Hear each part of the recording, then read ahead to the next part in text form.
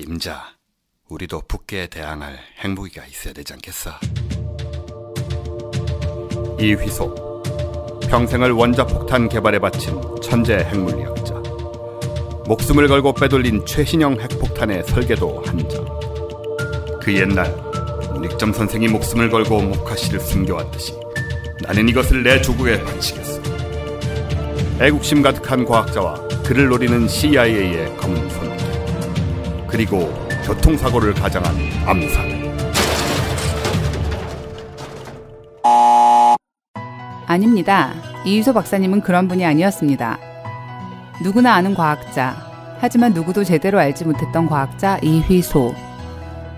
유신과 핵무기를 반대했던 세계적인 입자 물리학자 이휘소의 삶과 그와 함께 입자 물리학의 가장 뜨거웠던 시대를 일궈냈던 사람들의 생생한 기록을 만나보세요. 제자였던 강주상 박사가 직접 저술한 이휘소 평전, 지금 서점에 있습니다. 사이언스 북스. 네, 안녕하세요. 저희들입니다. 이제 막 막무가내. 보면은 제대로 소개도 안 해요. 아, 그러니까. 네, 저희 과학과 사람들이 이제 멤버십도 하고 여러 가지로 한골 탈퇴 혹은 뭐라고 그래야 돼요. 아무튼 이런 변화들을 여러 가지로 개편. 추구를 그렇죠. 하고 있는데 약간 과하죠. 그냥 가벼운 개편입니다. 저희가 지금 파일럿 프로그램을 마련한 건데요. 이름이 뭐냐면 과학의 사람들 격동 500년. 좀 리액션 좀. 당황했어. 불쑥 나와서 너무. 네. 격동 500년은 과학의 사람들은 이제 뭐냐면 과학을 그간 일궈온 사람들에 대한 얘기를 우리가 편당 한 사람 혹은 두 사람 뭐 이런 식으로 해서 계속 한번 이어나가 보자. 과학자인 거죠? 과학자죠. 네. 과학자. 우리 같은 사람 말고. 커뮤니케이터 이런 거 말고. 네. 과학자에 대해서 무궁무진하잖아요. 정말 오랫동안 할 수 있어요. 온갖 분야에 거쳐서. 그 점이 우리가 이걸 선정한 이유이기도 한데. 그리고 재밌습니다. 네. 연구에서 사생활에 이르기까지. 네. 그런 의미에서 과학의 사람들, 또 저희 회사 이름하고도 비슷하고, 그다음에 격동 500년은 이 나름 기준이 있습니다. 코페르니쿠스쯤부터 봤어요. 아. 네, 어디서부터 시작을 해야 되냐 네. 하다가 코페르니쿠스쯤 되면 이제 과학이 중흥되는 시점이라고 대충 얘기할 수 있지 않을까. 그다음에 그렇죠. 네. 그다음에 이제 케플러니 뭐니 그리스를 뺀다는 얘기네요. 네. 아, 들어갈 수 있습니다. 하시지 않을까요? 그냥 예외로 뭐 데모클레이토스 이런 사람 나와도 되고요. 주된 이름은 정할 거 없을 때, 그죠? 정할 거 없을 때, 뭐 사원 소설 이런 것도 과학도 아니지만 격동 500년이지만 격동 BC 500년도 가능하다. BC 500년 이하로는 없어요. 과학 비슷하게 거기까지만 가면 돼요. 그래서 이제 다시 설명드리자면 과학의 사람들 격동 500년의 파일럿 편이 되겠습니다. 피라미드까지는 안 가겠네요. 예, 피라미드는 제가 따로 비과학의 사람들. 네. 그래서 이게 지금 파일럿 프로그램이잖아요. 그래서 오늘 재밌지 않으면 앞으로 이제 이 코너는 영영 사라지는. 네, 그럴 것 같지는 않아요. 제목을 지어놓고 역사에 한 번만에 하는 거예요? 두 번은 해봐야 되는 거 아니에요? 예, 근데 뭐 계속 할 것 같고요. 어쨌든 그래서 이제 첫 번째 사람은 그럼 누구겠느냐라고 생각을 하면 여러분들이 굉장히 많은 분들을 떠올릴 수 있을 겁니다. 그렇죠. 뭐 뉴턴이라던가, 그렇죠. 아인슈타인이라던가. 일단 과학자를 대표하는 사람이 나와야 될 것 같은 느낌이 그런 느낌이 있잖아요. 들잖아요. 네. 오늘의 주제 인물에 대한 힌트를 먼저 드리자면 오늘 이 스튜디오에 여러분들도 굉장히 익숙한 목소리가 한 분 나와 계신데 이분 소개를 하면 그러면 누구지 않을까? 사람들이 생각할 수 있지 않을까요? 못할까요? 아닐 것 같아요.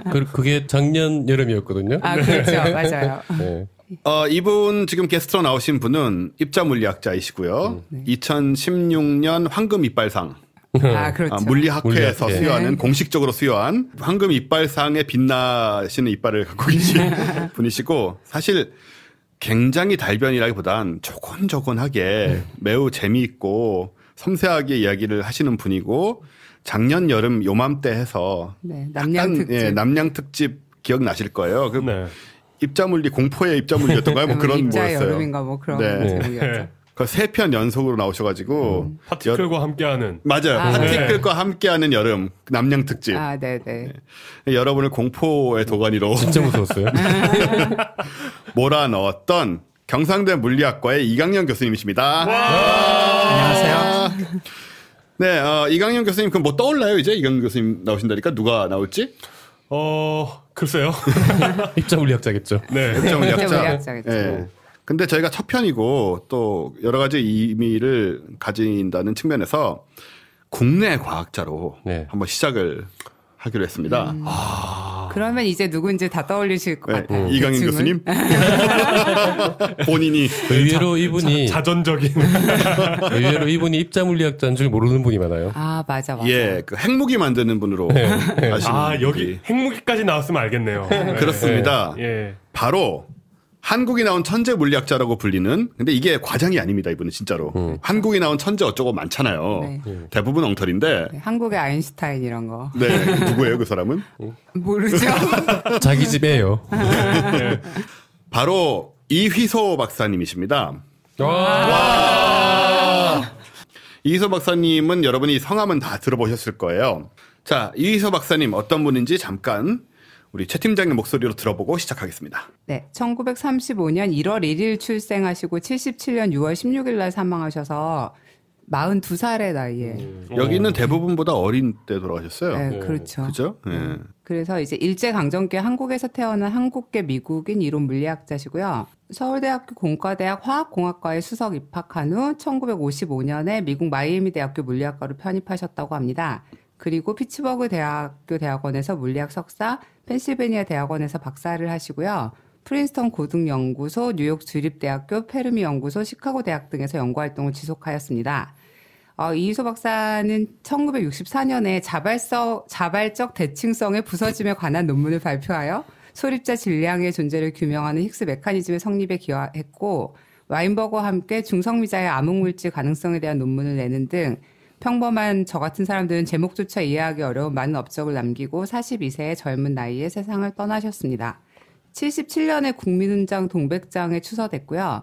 2006년도 한국과학기술의 명예의 전당에 헌정되었고 우리에게는 이제 김진명의 소설 무궁화꽃이 피었습니다의 주인공의 모티브가 된 인물로 사실 가장 잘 알려져 있죠. 네.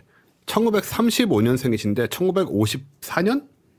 55년. 55년에 미국에 유학을 가셨으면 저 시대에 만 20세 미국에 유학을 가셨던 얘기거든요. 그러니까 여기 얘기를 들었는데요. 화학공학과에 입학한 다음에 물리학에 관심을 가지게 돼서 물리학과로 편입을 하려고 했는데 서울대에서 이걸 안 시켜줬대요. 이때는. 네. 왜요? 이해할 수 없죠. 그래서 이제 편입 때문에 처음에 가시게 됐다고. 사실 본인에게 잘 된 일인 것 같긴 하고. 와, 이게. 그러니까 학교 안에서 그거잖아. 전과 안 시켜줘가지고. 네. 미국으로 간 거 아니에요? 예, 아무나 할 수 있는 게 아니죠. 전과를 원래 잘 안 시켜줘요. 네. 그래서 미국을 가셔가지고 미국 시민권자가 되셨잖아요. 나중에 결국. 네, 그렇죠? 그렇죠. 그리고 42살에 교통사고로 돌아가셨고 지금 아까 얘기하다가 나온 이름들이 있습니다. 와인버그. 네. 저 스티븐 와인버그를 얘기하는 거겠죠? 네. 이런 분은 다 노벨상 수상자시고 네. 굉장히 유명한 사람이고 그 다음에 또 나왔던 이름이 힉스였습니다. 그죠? 아마 설명을 해주시겠지만 이강인 교수님이 힉스 입자하고도 모종의 관련이 있으신 분이라 이미 두 가지만 생각을 해도 네. 잘은 모르지만 노벨상급이 아니겠느냐. 이게 참 이런 업적만 들으면서 보면 나도 모르게 지금 이 스펙을 가진 사람이 한국인은 아닐 거라는 생각이 들거든요. 그렇죠. 사실 업적을 자세히 들을수록 우리는 모르고요. 그냥 힉스하고 와인버그 이런 이름 나온 거 네. 그런 정도로만 대충 짐작이 가지만 이분의 또 잘못된 아까 말이 나왔지만 잘못된 이미지 중에 하나가 핵물리학이었고 그래서 한국의 핵무기를 만들어주기 위해서 뭐 다리뼈에 수술을 해가지고 그 안에 설계도를 넣어서 그것이 현대의학으로 지금은 가능한지 모르겠습니다만은 그런 얘기가 나와요? 예, 소설에? 다리뼈를 이렇게 절개해가지고 거기다가 저 초등학교 때 선생님은 그걸 아이들한테 진지하게 이랬단다 이렇게 가르쳐 주셨어요. 네. 보통 이제 마약하는 분들은 다리뼈 같은 데 안 하고 저 몸의 그 캐비티들 뭐 그런 곳에 이렇게 근데 좀 놀랍더라고요. 그 작은 곳에다 엄청나게 많은 걸 집어넣고 항문 같은데 무슨 뭐 코카인을 무슨 몇 킬로씩. 노이프로 사는 것 같아요. 근데 그것조차 아니고 다리뼈를 절개를 해가지고 뭐 이런 얘기가 나오고 그 다음에 바로 그런 이유로 인해서 미국 CIA에 의해서 암살도 참 미묘하게 당하셨어요. 교통사고로 암살을 당했다 이런 말이 마치 정설처럼 굳어져 있는. 그런데 아주 단적으로 일단 얘기하자면 이게 이강인 교수님 다 사실이 아니죠. 네, 물론이죠. 단정적으로 말씀하실 수 사실 있나요? 과학자분들이 보통은 이렇게 단정적으로 잘 안 하시는데.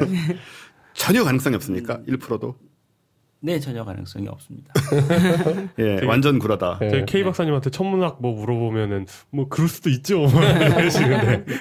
네, 근데도 불구하고 이렇게 굳어져 있는 저는 이제 음모론을 좋아하니까 이런 얘기들을 좋아하지만 제가 보기에도 너무 베이스가 없는 얘기입니다. 이거는. 그러게요. 네. 그보다 또 이제 사실 현실과 관련돼서 중요한 건 뭐냐면 노벨 물리학상 후보로 아주 유력하게 거론됐었던 사람이다. 우리 노벨상 거론된 얘기 많이 하잖아요. 뭐 시인도 뭐 20년째 후보다. 네. 이런 얘기 굉장히 많이 나오는데 그중에 대부분은 현실성이 없는 경우가 아닌가 생각이 되는데 이분은 정말 현실성이 좀 꽤나 있었다인가요? 이강현 교수님? 일단 후보로 오른 적은 없는 걸로 알고 있습니다. 네. 이 책에도 나오지 않고요. 지금 있었으면은 뭐 가능성이 그 어느 누구보다도 한국인 그 어느 누구보다도 높았다고는 얘기할 수 있겠습니다. 그렇군요. 자, 그래서 이제 이 이휘소 선생님에 대해서 얘기를 할 건데 지금 이 시점에 이런 특집을 마련하게 된 이유 중에 하나는 지금 올해가 서거 40주년이라고 네. 들었고, 네, 그리고 그 77년에 네, 돌아갔어요. 그래서 이휘소 평전이라는 책이 지금 복간이 된 상태죠. 네. 지금 아마 서점에서 다 찾아보실 수 있을 것 같고 아직 읽어보지는 않았지만 앞에 금박이 들어가 있어서 어떤 고인에 대한 존중심을 표현하기에 충분한 그런 표지가 아닌가 이런 생각이 들었습니다. 네, 이게 쓰신 분은 강주상 교수님이라고요. 서울대학교 물리학과 졸업하시고 미국에서 이제 고에너지 입자 이론 물리학도 연구하시고 그다음에 고려대학교 물리학과 교수로 계셨어요. 게다가 이희소 박사에게서 논문 지도를 받았습니다. 그래서 일종의 사제 관계고요. 일종이 아니라 그냥 일종. 예, 일종이 아니고 이종 사제 관계. 그런데 이희소 박사님 서거하신 이제 40주기를 앞둔 6월 달에 돌아가셨으니까 사실 거의 지금 며칠 전에 돌아가신 거예요. 예. 근데 올 1월에 이제 타계를 하셨습니다. 그래서 이제 유작이 또 되겠죠, 이 책이. 그래서 좀 여러 가지 좀 의미를 가진 책인데요. 자, 예전에 나왔던 책을 다시 예. 제출하는 거죠. 예. 그래서 이휘소 박사님에 대해서 우리가 오늘 한번 다뤄보는 걸로 그 애국심 배제하고 네. 학문적인 학자로서의 이휘소, 인간으로서의 이휘소, 그리고 자랑스러운 한국인으로서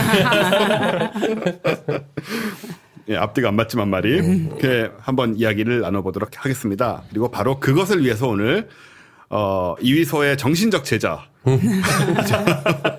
삼종 제자이신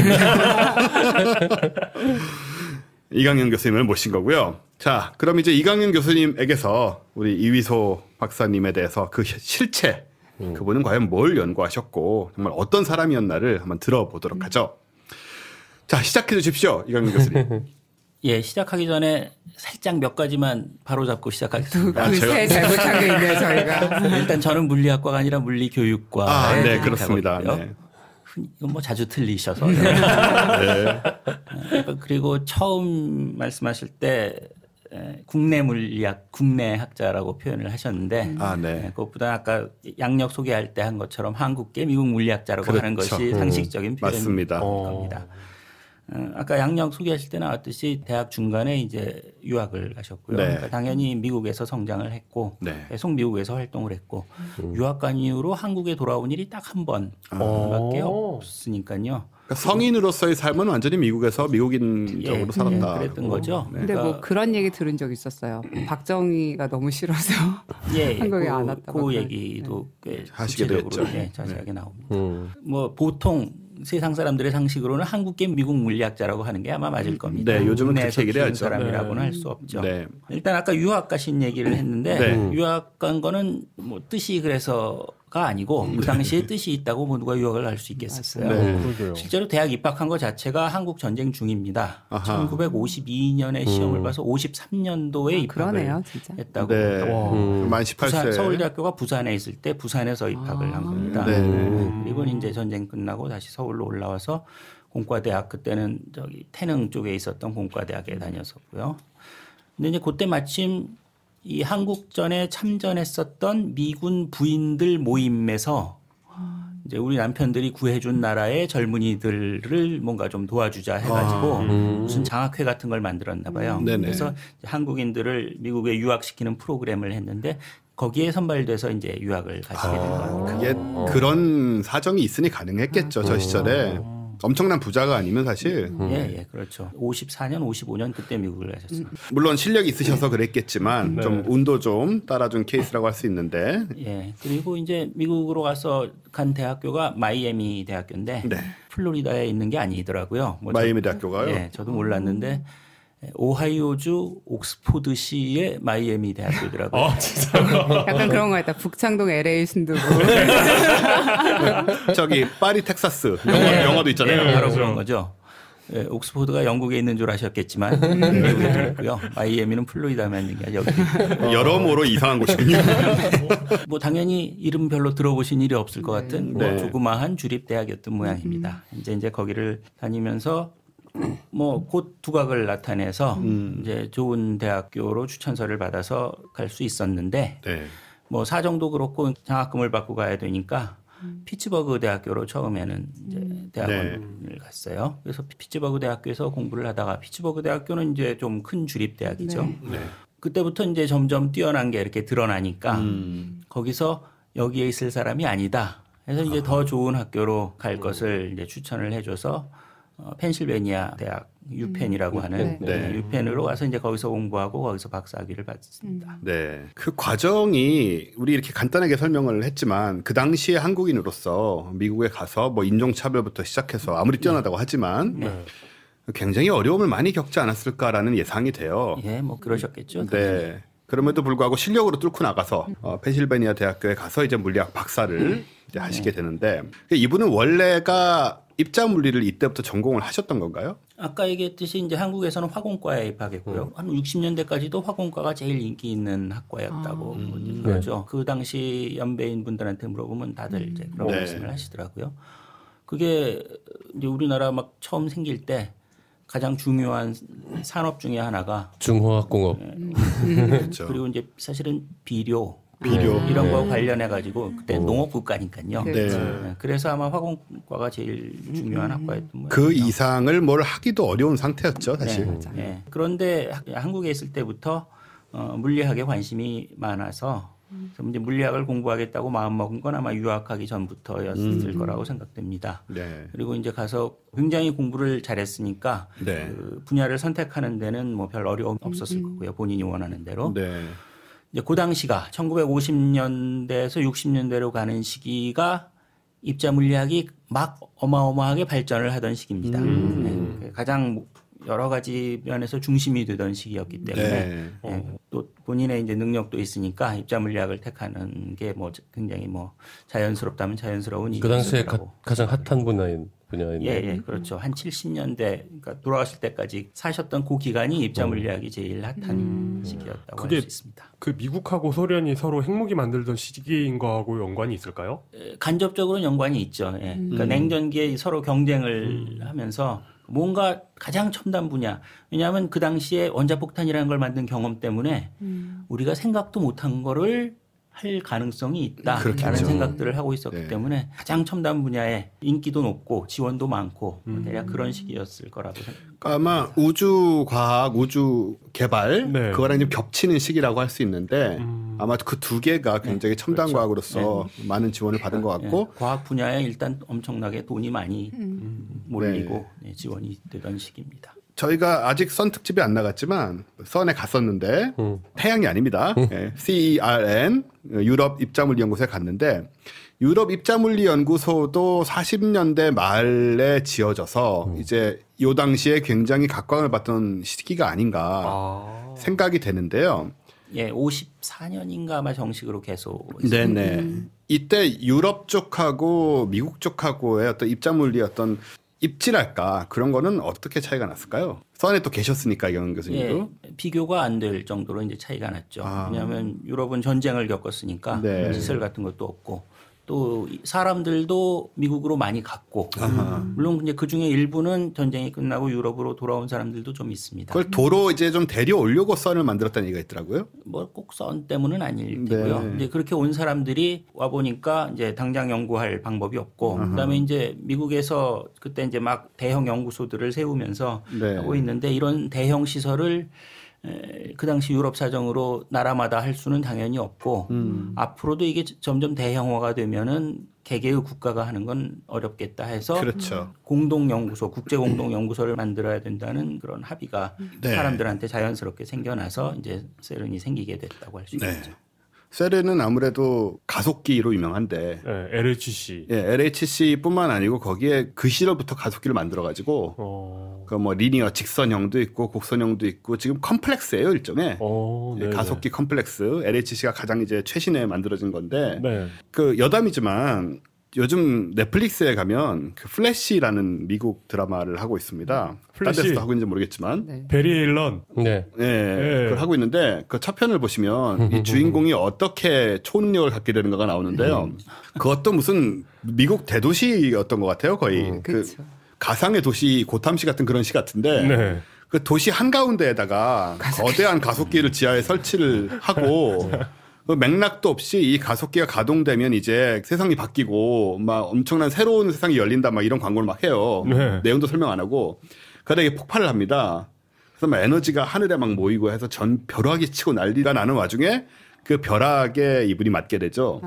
베리 에일런 씨가 맡게 예. 되고. 네. 그런 다음에 엄청난 속도로 뛰어다닐 수 있는 날진 못하고요. 네, 뛰어다닙니다. 그런 능력을 갖게 되는 얘기가 나오고 근데 거기서 제가 가장 뭐랄까 위화감이 느껴졌던 것은 오히려 그런 것보다 그런 건 너무 뻥이니까 오히려 뭐 그런 것보다 하겠는데 이 거대한 가속기를 만든 회사 그러니까 CEO가 있잖아요. 네. 이 사람이 그냥 한 사람이에요. 그러니까 마치 누구라고 그래야 되죠? 스티브 잡스나 혹은 요즘 각광받고 있는 앨런 머스크. 앨런 머스크 같은 사람이 혼자서 자기 회사 그냥 자기 야심으로 왜? 그 가속기를 만들었던 거예요. 그것도 그 땅값 비싼 도시 한복판. 네, 도시 한복판에 아무리 지하라고 해도 네. 그러니까 그런 걸 보면서 아, 참 이 현대 과학 연구의 흐름을 모르는구나 사람들이 그런 생각이 들었어요. 뒤로 넘어가면요 왜 그런지 설명이 됩니다. 그 시리즈의 열혈 팬이신 K 박사님이 네. 정주행하고 제가 웬만한 건 계세요. 안 보는데 그 애들이 좋아해가지고 아. 네, 애들이랑 같이 보다 보니 뒤로 가면 앞에 굉장히 황당했던 것들이 하면서 이상하게 오히려 이해가 맞아요. 되는 아, 이유가 있나요? 예, 그 매력이 있습니다. 저는 코믹물이 아니면 참 작가가 성의가 없다. 그런 생각을 했어요. 와. 아마 그것도 하다가 그 과학자들이 자꾸 딴지를 거니까 뒤에 가서 좀 고치는 게 아닌가 싶긴 한데 어쨌든 간에 그런 이미지를 갖고 있는데 실제로 이제 현대 물리 특히 장비와 기술과 아이디어가 많이 필요한 이런 어려운 과학들은 지금 더 이상 이제 그런 식으로 개인이 뭐 하고 이런 방향이 아니잖아요. 그렇죠?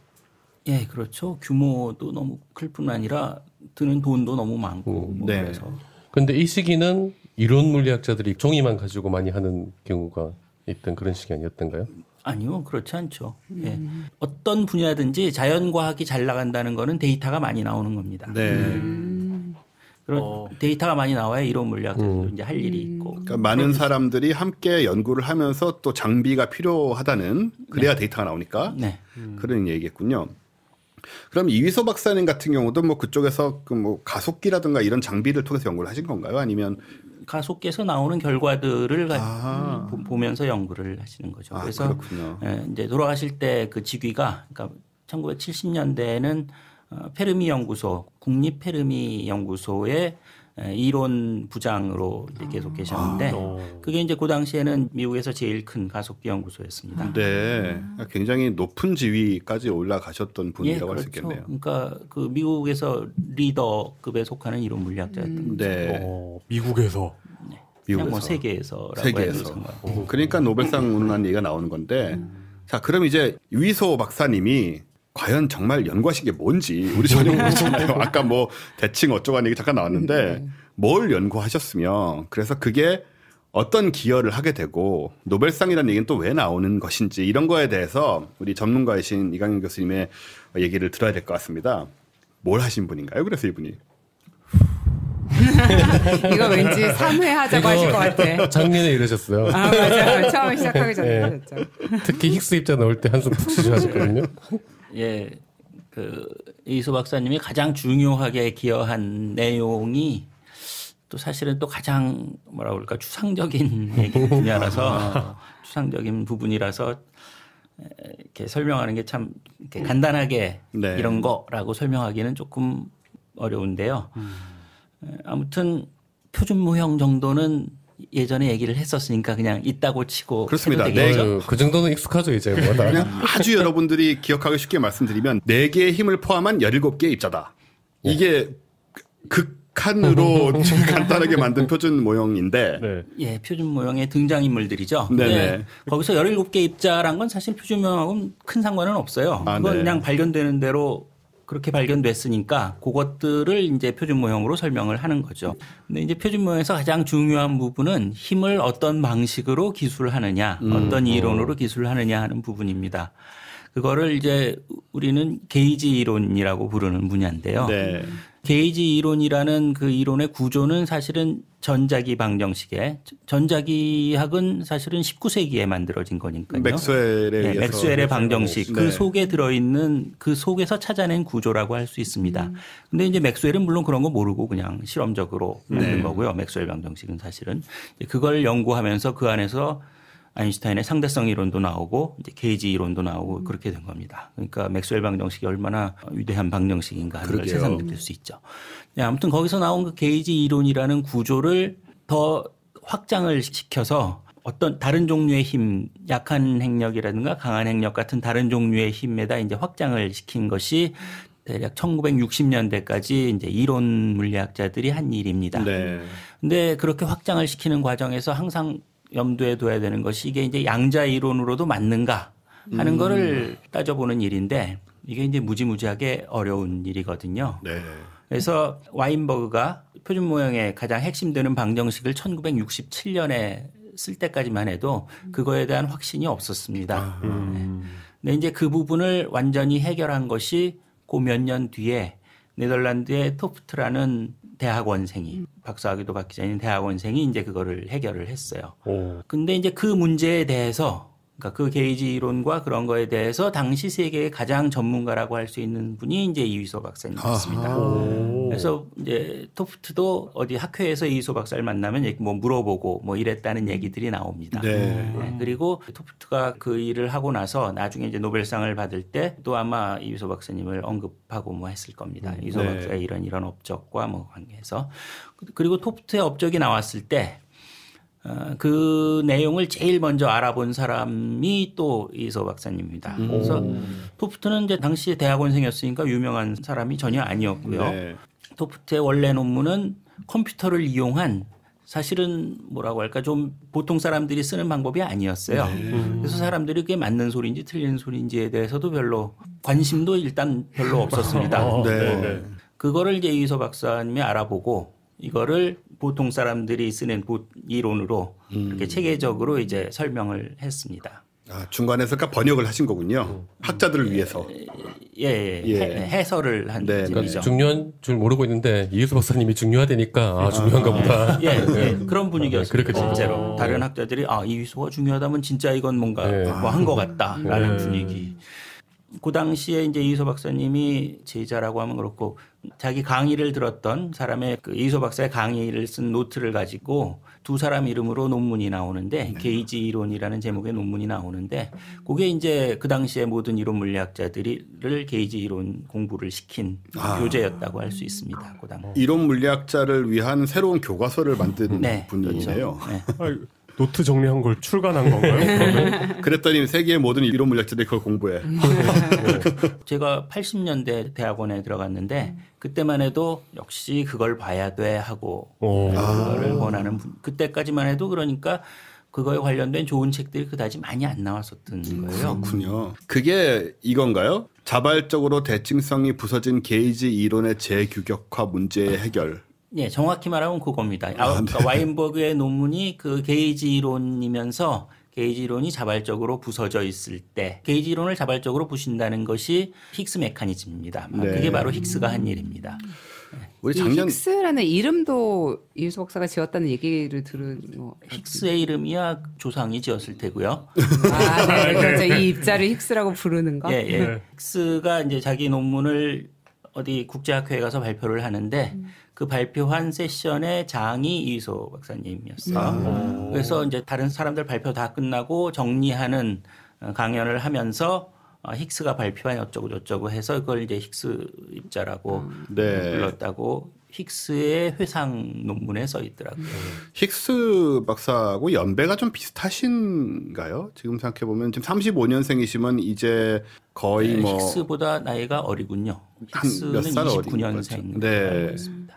힉스가 저희 아버님이랑 동갑이고 이휘소 박사님이 저희 어머니보다 한 살 어리시네요. 아, 불필요한 인포메이션이 거의 끝장이다 이거. 아니 왜 그러냐면 제 머릿속에서는 나이가 추산이 되는 거예요. 예. 그리고 정말 젊은 나이였던 거죠. 진짜. 그렇죠. 그렇죠. 네. 스티븐 와인버그보다 오히려 더 어리거든요. 국제학교에서 그 리더 역할을 하고 있었던 거죠. 그 힉스보다 위상이 훨씬 높은 나이가 더 거죠. 많아서가 아니고 그냥 제일 너무 실력이 훌륭해서? 뛰어났기 때문에 네. 그 당시에 가장 전체 학회를 이끄는 역할을 맡았다는 거죠. 우리가 지난번에 아마 작년 이맘때 이강년 교수님에 의해서 게이지 대칭성이라든가 이런 얘기를 좀 했던 기억이 나는데요. 네. 사실은 아무것도 기억나지 않습니다. 아마 오른쪽 귀로 들어와서 왼쪽 귀로 나갔을 겁니다. 예, 뇌에서 한 하루 정도 머물렀던 것 같긴 해요. 네. 요 얘기를 어차피 뭐 이런 얘기를 하는 거니까 다시 조금만 설명을 해주신다면 어떤 얘기일까요? 이 지금 했다라는 부분이 또 한 번 쓰시겠는데요? 예, 제가 작년에 별로 쓸모 있는 얘기를 했을 것 같지가 않은데요. 그래서 아마 기억을 그렇지 않습니다. 아니에요. 저희가 그냥 기억 못하는 겁니다. 약간 가물가물 기억나는 게 있긴 있어요. 작년에 너무 공포에 떨어서 사실은 춥기만 하고 예, 사실은 교수님도 너무 사람들이 공포에 뜨니까 약간 피해가셨어요. 예. 작년에 아마 힉스 입자 얘기를 하느라고 네. 분명히 설명을 하긴 했을 텐데요. 게이지 대칭성이라는 게 사실 굉장히 추상적인 부분이라서 그거를 뭐 다른 것과 그러니까 비교를 한다든지 비유를 한다든지 해서 얘기하기가 사실 굉장히 어렵습니다. 네. 거의 수식에서 많이 벌어지는 일인 거죠. 예, 수식으로 보면 굉장히 간단하다고 하면 좀 그렇지만 뭐 그 길게 맥스웰 방정식에서의 게이지는 그렇게 복잡하지 않아요. 네. 예, 그건 이제 예, 뭐 일반적인 게이지 이론도 사실 거기서 크게 복잡하지 않습니다. 물론 이제 그러니까 겉보기엔 똑같은데 그 하나하나가 숫자가 아니라 훨씬 복잡한 구조를 또 가지고 있죠. 뭐 그래서 복잡해지는 거지. 그러니까 게이지 대칭성이라는 건 일종이 아니라 바로 그게 내부 대칭성이거든요. 우리 눈에 보이지 않는 대칭성입니다. 네, 그 이론적인 구조 안에서의 대칭성이에요. 그런 대칭성을 만족시키려면 자연스럽게 어떤 보조적인 입자가 하나 더 필요하게 되고 네. 그 보조적인 입자가 예를 들어 전자기 같으면 바로 빛에 해당되는 전기장, 자기장에 해당되는 거라는 거를 이제 알게 됐습니다. 그런 대칭성을 요구를 하면은 항상 그렇게 보조적인 뭔가가 더 들어오게 되고 그 보조적인 입자가 항상 힘을 전달하는 역할을 한다는 걸 알게 됐어요. 우리가 상호작용이라고 부르는 거를 기술하는 방법인 거죠. 그리고 우리한테 알려진 힘은 그걸로 다 잘 기술된다는 것을 이제 이론 물리학자들이 1960년대에 걸쳐서 대략 밝혀낸 겁니다. 그러니까 입자들만 도입하면은 다 설명이 되는 거죠. 그래서 입자가 예측이 되는 거죠. 그 힘을 매게 하는 입자가 있다는 것도 이런 식으로. 네. 모든 힘을 매게 하는 데는 입자가 네. 있다. 네. 아. 그렇죠. 그래서 힘이라는 거의 본성을 이제 그런 식으로 그것도 역시 입자가 매게 하는 것이 되는 거고. 자, 그것이 이제 게이지 이론인데 거기에 이제 한 가지 더 문제가 그러려면은 그 힘을 매게 하는 입자는 빛처럼 질량이 없어야 되는데 다른 힘들은 원자 핵 속에서만 일어나는 걸로 봐서 굉장히 무거운 질량이 있는 것처럼 보인다는 게 이제 그 당시에 이제 이론적인 문제였습니다. 그렇겠네요. 네, 그걸 이제 해결하려고 한 것이 힉스의 업적입니다. 그 대칭성이 특정한 방식으로 자발적으로 깨졌다고 우리가 얘기하는 그런 방식으로 만일 깨져 있으면은 이 얘기는 아마 그때도 했을 텐데 네. 방정식 자체는 대칭성이 여전히 남아 있는데 답에는 대칭성이 없는 그런 모양을 우리가 만들 수 있습니다. 그 답에 해당되는 것이 바로 우리가 살고 있는 이 세상인 거죠. 그래서 그게 대칭성이 깨어졌다라고 말을 하는 예, 건가요? 예. 아. 그렇게 자발적으로 깨진 모양으로 만들었을 때 양자역학적으로 이것이 이제 성립하느냐 그거에 대한 문제 그게 이제 재규격화 문제입니다. 네. 이거는 전자기 부분에서도 굉장히 어려운 문제여서 사실 전자기하기라는 건 그 전부터 사람들이 잘 알고 있었던 건데 1930년대부터 40년대까지 사람들이 가장 고민했던 문제가 이제 그거였습니다. 그걸 해결한 것이 우리가 잘 아는 파인만과 동배 슈빙거 그다음에 동훈아가 이 사람들이 그걸 해결해서 노벨상을 받은 거죠. 그게 양자 전기역학이라고 네. QED라고 많이 알려져. 네. 예, 그런 성질이 근데 이제 더 일반적인 경우에 강한 핵력이나 약한 핵력을 설명하는 그런 구조에도 그런 식의 이론적인 양자역학적인 것이 성립하느냐. 그 문제가 이제 60년대 말까지도 남아 있었던 문제고, 그거를 이제 토프트가 해결을 했고, 그 당시에 그 문제에 대해서 가장 잘 이해하고 있었던 사람이 아마 이희소 박사였다고 얘기할 수 있겠습니다. 근데 아마 지난번에도 제가 질문을 드렸던 것 같은데 이 입자 물리에서는 모든 것을 이제 입자를 통해서 해명을 하려는 그런 경향이 있잖아요. 근데 이게 이제 예를 들어서 중력이라고 한다면 이제 중력은 중력자가 매개를 하나요? 네, 그렇죠. 이게 저 일반 상대성 이론하고 충돌을 하는 것이 아니냐. 일반 상대성 이론에서 중력자가 필요한가요? 네, 중력자가 필요하다기보다 뭐 중력파라는 것이 지금 있다는 거는 이제 우리가 알게 됐고요. 네. 그 중력파를 양자 이론으로 만들면은 그거를 입자로 보게 되면 그게 바로 그냥 중력자인 겁니다. 아, 그럼 역시 여기서도 파동, 입자, 이중성 개념이 나오는 건가요? 예. 양자역학에서는 입자와 파동이라는 건 전혀 중요하지 않아요. 그렇죠. 예. 그런 식으로 생각을 하는 거군요. 그래서 그 얘기가 이분이 1964년에 썼다는 논문인가요? 그 지도교수 에이브럼 클라인과 함께 썼다는 논문 얘기가 나오는데. 아닙니다. 64년은 아직 그런 얘기들이 나올 때가 아니고요. 네. 와인버그가 이제 그걸 발표한 것이 67년이고 70년인가 71년에 토프트의 논문이 나옵니다. 네. 그 문제에 대한 이희소 박사님의 논문은 72년도에 있을 겁니다. 이게 그 가을 학기에 강의했던 내용을 대학원생 어네스트 에이버스하고 함께 정리했다라고. 예, 그것이 게이지 이론이라는. 이게 이제 논문이 된 거군요. 약한 핵력을 더 정확하게 설명하기 위한 거였던가요? 아니요, 그냥 말 그대로 게이지 이론의 구조를 게이지 이론이라는 거를 이제 설명하기 위한 그 논문입니다. 일단 우리가 게이지 이론에 대해서 너무 모르다 보니까 자꾸 이 얘기 저 얘기 하면서 지금 네. 어떻게든 느낌이라도 알아보려고. 네. 그 다음에 또 이분의 성취 중에 하나로 그 맵시 쿼크라는 것이 나오는데 예. 이 맵시 쿼크는 한국말인가요, 영어인가요? 그럼요. 맵시는 옛날에 나온 차 이름 중에 아마 그런 게 있었던 것 같은데. 예, 옛날에 있었습니다. 이런 얘기하면 나이를 다 드러내는. 저는 진짜 금시초문이네요. 맵시나라고. 네. 배우 아닌가요? 예, 맞아요. 네. 어쨌든. 예, 한국말이고요. 네. 근데 이제 영어로는 참이라고 부르는데. 그거군요. 그거를 맵시라고 하는 것도 참. 오바네요. 예, 그 세 번째와 네 번째 쿼크 이름이 S 쿼크와 C로 이제 보통 물리학자들은 표시하고 이름은 스트레인지와 참으로 그렇죠. 하는데 그걸 기묘와 맵시로 번역해서 쓰는 모양입니다. 저한테 자유도가 있을 때는 그냥 이건 그냥 이름이니까 하고 스트레인지와 참을 그냥 쓰는데 이게 음악에서도 그렇거든요. 그 으뜸 화음, 딸림 화음, 버금 딸림 화음 굳이 이렇게 바꿔가지고 쓰는데 이렇게 텀을 바꿔버리면 외국가서 공부할 때 헷갈려요. 실제로. 이 정도는 사실 간단하지만 학계에서는 이게 어려움이 없으셨어요? 처음에 가셔서? 저희는 다 그냥 영어로만 공부를 했지 뭐 나중에 이런 이제 한국말 단어를 매칭시키느라고 조금 어려움은 있을지 모르지만 네 번째 쿼크가 그래서 맵시라는 것이 이제 참 C라고 그냥 할게요. 네. C 쿼크인데 C 쿼크가 세 번째 쿼크보다 상당히 무겁습니다. 그러니까 1970년대에 들어설 때까지는 발견되지 않았었어요. 네. 그 전까지 세 개의 쿼크로 그 당시 알려진 입자들은 다 잘 설명하고 있었는데 표준 모형을 가지고 설명을 하려다 보니까 쿼크가 3개 있다는 것이 안 맞습니다. 그러면. 그래서 그 3개의 쿼크를 거기에 맞추려면은 쿼크가 하나 더 있어서 그래서 가벼운 쿼크 2개, 업하고 다운 쿼크가 짝을 이루는 것처럼 S 쿼크하고 짝을 이루는 쿼크가 필요합니다. 네. 그런 구조들을 이제 60년대 말 되면 이제 이론들이 나오기 시작을 해요. 네. 와인버그와 함께 노벨상을 탄 글라시오 같은 사람이 이제 그런 논문 중에 하나를 썼고요. 그래서 이제 그 쿼크가 필요하다는 거에 대해서 이제 얘기가 가고 있었는데 그 서치 포 참이라는 이희소 박사님이 쓴 논문이 이제 그 당시까지 알려진 그런 모든 이론과 실험을 총망라해서 이 쿼크가 있다면은 요런 성질을 가질 것이고 요런 범위 안에서 요렇게 발견될 것이다라고 이제 총 정리를 한 그런 네. 논문입니다. 그 당시까지의 일을 가지고. 근데 이 논문하고 그러면 그 노벨상을 받은 와인버그 살람 논문하고는 무슨 차이가 있는 거예요? 지금 얘기 듣기로는 그냥 같은 얘기인 것처럼 느껴졌어요. 와인버그 논문은 그 이론의 핵심적인 게이지 이론과 그다음에 그것이 자발적으로 깨지는 그런 구조를 설명한 논문이고요.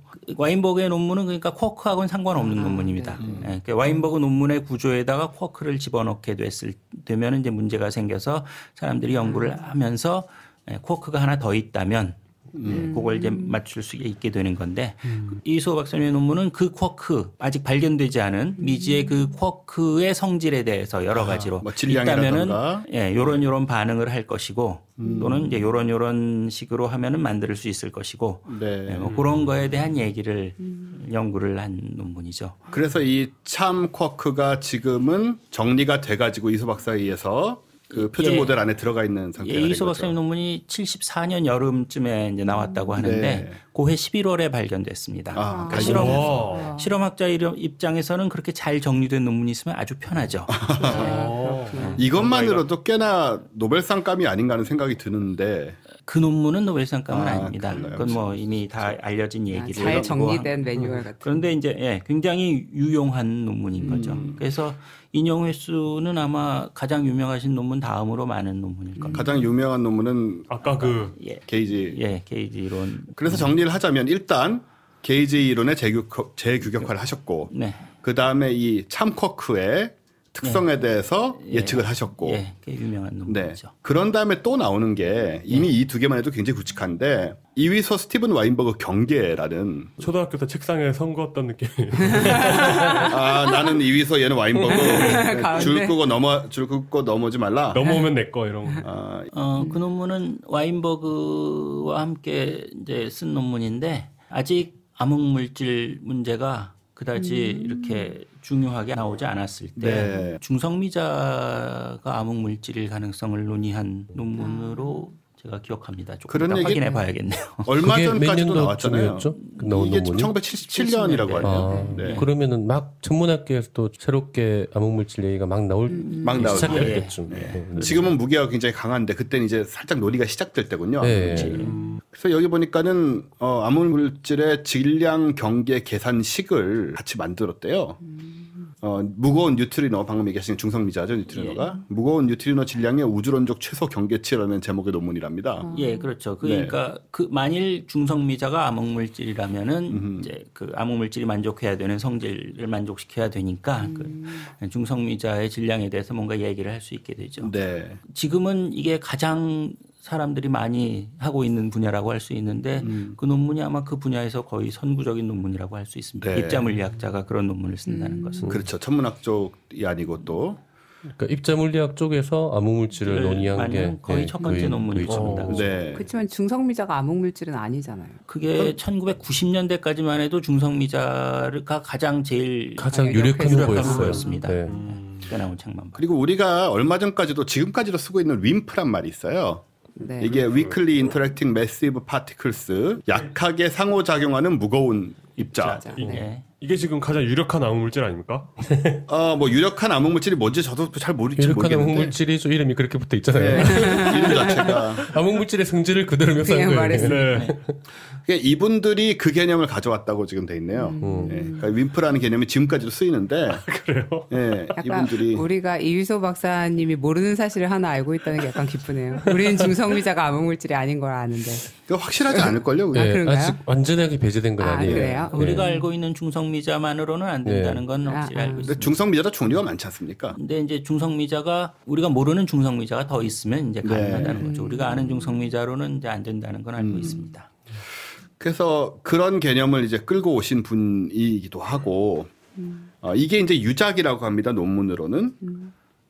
왜냐하면 77년에 77년 7월 25일에 나왔는데 이미 6월 16일에 돌아가셨기 때문에 이제 유작이 됐고 논문의 출판은 이제 보질 못하시고 됐다고 합니다. 아, 그래서 제가 기사를 좀 찾아보다 보니까 와인버그가 쓴 이휘소 박사님 부곡을 같은 게 있더라고요.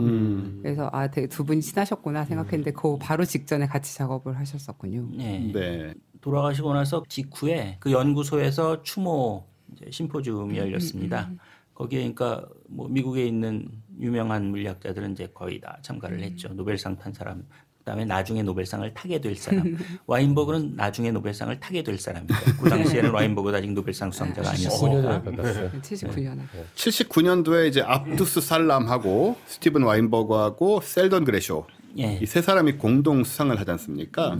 이 공동 수상은 뭘로 받은 거였나요 그때? 그게 표준 모형을 만든 걸로 받은 겁니다. 표준 모형을 받은 걸로. 지난번에 그 얘기 이종필 박사님 아니면 이강훈 박사님한테 들었을 것 같은데 왜 그 이름 중간에 껴넣어준 거 있잖아요. 발표하는데 갔는데 와인버그 모델 제가 했는지는 기억이 안 나는데 그 이소 평전책에 보면 이제 그 얘기가 훨씬 더 생생하게 나와 있습니다. 그 논문이 와인버그가 쓴 논문이니까 와인버그 모델이라고 당시에는 이제 불렀는데 아마 외국에서 했었던 학회였던 모양인데 이제 살람이 찾아와가지고 자기가 거기에 기여한 게 크다는 거를 이제 열심히 이휘소 박사님한테 설명을 했다고 그래요. 근데 이제 그게 주효했는지 이휘소 박사가 살람도 공헌했다는 걸 인정해 줄 수 있겠다 해가지고 다음날 발표를 하는데 그 당시에는 파워포인트 같은 걸 쓸 때가 아니니까 이 트랜스페어런시 투명한 거기에다가 사인펜 같은 걸로 OHP 거기다 써가지고 불빛으로 쫙 비추는 그걸 하고 있었죠. 거기에 보니까 원래 와인버그 모델이라고 써 있는데 와인버그와 모델 사이에 밤 사이에 이렇게 해가지고 살람 이름을 끼워넣은 그게 있었다고 합니다. 전 고등과학원 원장을 지내셨던 김정욱 원장님이 살람이 찾아와서 그 얘기하는 것도 옆에서 목격을 하셨고 그 OHP로 발표하시는 걸 직접 목격을 하셨대요. 그래서 OHP 90몇 년에 우리 한국에 오셨을 때 제가 그 얘기를 들었었습니다. 평전에도 보면 강주상 선생님이 그 김정욱 교수님한테 그 얘기를 듣고 옮긴 거다라고 돼 있습니다. 그때부터 그걸 이제 와인버그 살람 모델이라고 부르기 시작을 했고 그래서 그 일이 없었으면 살람은 노벨상을 못 탔을지도 모른다는 것이 그렇죠. 그렇군요. 그래서 실제로 그분이 노벨상 받고 그렇게 말했대요. 이 상은 나 대신에 벤리가 그 이휘소 박사님 영어 이름이었는데 립 서비스겠지만 아무튼 심정은 진지할 거라고 진지했을 거라고. 그렇다고 해서 뺏어서 주진 않을 테니까 말할 수 있는 거죠. 그 자리에 벤자민이의 자리에 내가 있다 이렇게 말씀을 수상 소감하는 자리에서 직접 얘기를 하셨다고 합니다. 그렇게 보면 20세기 중반에 굵직굵직한 이론 물리학의 자리에 굉장히 여러 군데에 계셨다라는 느낌이 들거든요. 그러니까 이분을 종합적으로 물리학자로 평가를 한다면 어떻게 얘기를 할 수 있을까요? 아까 처음에 얘기한 대로 그 리더급 물리학자였다고 당대의 리더급 물리학자였다고 할 수 있습니다. 리더급. 그것도 굉장히 젊은 나이에. 표준 모형의 형성 과정의 중요한 포인트마다 꼬박꼬박하게 끼어드는. 물리학자들 사이에 하는 말로 하면 제일 잘하는 사람 그거에 대해서. 제일 잘하는 사람. 저 사람한테 가서 물어보는 게 멋있다. 제일. 그런 급이었는데 돌아가신 게 이제 42세였으니까 이미 30대에 그런 입지에 오르신 그런 분인 거죠. 프린스턴 대학교 물리학과 3층 복도에 가면 그 유명한 이론 물리학자들 사진이 쭉 걸려 있대요. 그 한가운데 이휘소 박사 사진이 있다고 합니다. 아인슈타인도 있고 뭐 그런 데거든요. 진짜요? 네. 그래서 이제 그 정도 입지다. 이게 서울대 이수정 교수님이 그렇게 또 회고를 하셨다고 해요. 근데 우리가 알고 있는 것은 미국에서 핵무기 제조 기술을 빼와서 그러니까요. 다리뼈에 숨겨왔다가 이제 잘 안 되고 돌아가셨다가 그런 하찮은 일을 하실 분이 아닌가요? 그러니까 말이에요. 북한 과학자가 할 듯한 뭐 그런 걸 했다는 주장이잖아요, 사실. 그러니까요. 근데 그런 레벨이 아닌데. 그래서 유신 때 이제 그렇게 하려고 했다가 안 되고 그나마 미국 돌아가신 후에 미국에서 이제 살해를 당했다 이런 얘기로 우리가 넘어가야 될 것 같은데요. 일단 사건의 개요는 이렇습니다. 1977년 6월 16일 오후 1시 22분이니까 낮이에요. 그냥 한낮인데 일리노이주의 고속도로에서 운전을 하고 계셨어요. 가족하고 함께. 근데 유조차 사고가 앞에서 납니다. 뭐 가까운 데도 아니고 꽤 먼 다른 차선에서 났나 봐요. 근데 이 차가 바퀴가 터진 거예요. 그래서 막 굴러서 온 거죠. 영화에나 나오는 상황입니다. 굴러 나와서 미끄러지면서 이 차에 부딪힌 거예요.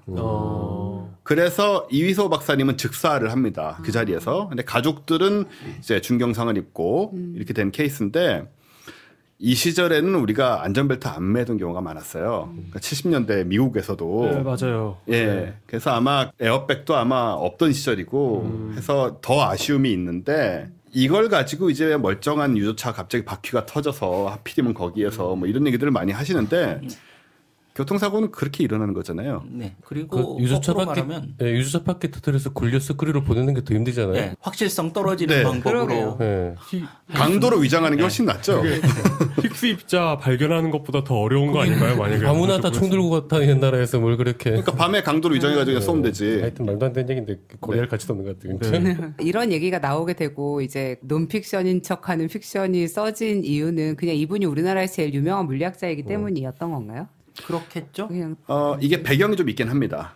이 얘기가 나오게 된 게. 이제 음모론 전문가의 제 생각은 그래요. 그냥 물리학자는 모르겠는데 핵 물리학자잖아요. 그렇죠. 그 핵과 그 핵이 이제 혼동되는 구분하자. 거죠. 뭔가 조그만하다는 거는 네, 사실 정확하게 말하면 핵 물리학자가 핵 물리학자가 아니고 아니죠. 예, 이론 입자 물리학자인데 네. 그게 이제 구별이 안 된 거죠. 그 그렇죠. 시절에. 핵 안에서 일어나는 일을 그렇죠. 이제 네, 다루는 네, 네. 거니까. 핵분열 이런 거보다 훨씬 작은 세계를 사실 다루고 있는 거잖아요. 어떻게 보면. 예, 그렇죠. 핵보다 작은 세계를 네. 다루는 걸 입자 물리학이라고 부릅니다. 그러니까요. 네. 핵 물리학까지는 핵 물리학이라는 이름이 따로 있죠. 네. 네. 그러니까 이분이 처음 얘기가 나온 게 뭐냐면 그 시절에 딱 사고가 난 직후에 당시에 신민당이라고 야당이 있습니다. 그러니까 이제 유신 때니까 고흥문 의원이라는 이 정치사에서 꽤 유명한 사람입니다. 저는. 아, 그래요? 고흥문 의원이라는 분이 이 흑막이 있지 않느냐. 난 지적을 해요. 국회 대정부 질문에서 국회 경제과학위원회라는 게 당시 있었는데 그 해외에 우리 우수두뇌 사실 우리 우수두뇌도 아닌데 우리는 다 그런 식으로 생각을 하니까 두뇌에 대해서 어떻게 우리가 정부가 보호를 하는지에 대해서 질문을 하는 거예요. 여기에서 가장 먼저 나온 얘기랍니다. 이게 흑막에 대한 얘기가. 그러니까 이 음모론을 제시한 게 소설가도 아니고 음모론자도 아닌 국회의원이었어요. 근데 사실 너무 말하자면 소중한 인재가 천재가 너무 갑자기 돌아가시면 허망해서 누군가한테 이런 원망을 하고 싶었던 마음은 이해가 좀 되는 것 같긴 해요. 그럴 수는 있죠. 그리고 좀 극단적인 상황으로 돌아가셨기 때문에 그러니까. 젊은 나이에. 네. 그렇죠. 그리고 이제 그 다음에 유명해진 게 김진명 씨의 무궁화 꽃이 피었습니다로 당연히 잘 알려졌죠. 사실은 그게 처음이 아니고 제가 대학 때였던 걸로 기억을 하는데 제가 대학 때만 해도 우리나라의 과학책이라는 거는 지금보다 동그라미가 한 3개쯤 적을 정도밖에 없었을 테니까 네. 그때 무슨 과학책 비슷한 거는 저는 거의 다 사서 봤을 거예요. 네. 그런 상황에서 제가 사서 본 건데 누가 이휘소 박사 얘기라고 하면서 책을 냈어요. 네네. 그래서 저는 이제 바로 사서 봤는데 내용이 그런 그런 게 거였습니다. 있었어요. 그게 무궁화 꽃이 피었습니다. 나오기 전에 저도 네. 그런 얘기를 훨씬 들었어요. 전에 있습니다. 80년대에 나온 겁니다. 근데 이제 읽어보니까 물론 거기에는 뼈를 어쩌고 저쩌고 그것까지는 안 나옵니다. 훨씬 전기처럼 써 있어요. 그분이 누구냐면 그 공석하 교수라고요. 네, 맞습니다. 네. 공석하라는 이분이 저 이휘소라는 책을 당시 소설 이휘소를 발표를 하셨죠. 맞아. 제가 봤을 때는 그 제목이 아니었고 그 소설 위서라는 제목은 나중에 그거는 재발매됐을 아류작이에요. 때 네네. 재발매됐을 때 그 이름으로 해서 나왔을 겁니다. 왜냐하면 이휘소라는 이름이 유명하지 않기 때문에 네. 처음 나왔을 때는 다른 제목이었던 걸로 기억해요. 근데 아마 김진명 때문에 유명해진 뒤로 이름을 바꿨던가 네. 그럴 겁니다.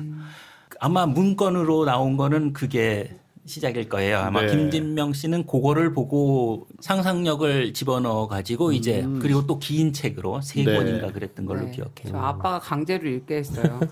왜요? 모르겠어요. 뭐라고. 이게 맞았죠? 그 픽션이 진짜처럼 얘기해져 가지고 나중에는 이제 진짜 오히려 사료가 되는.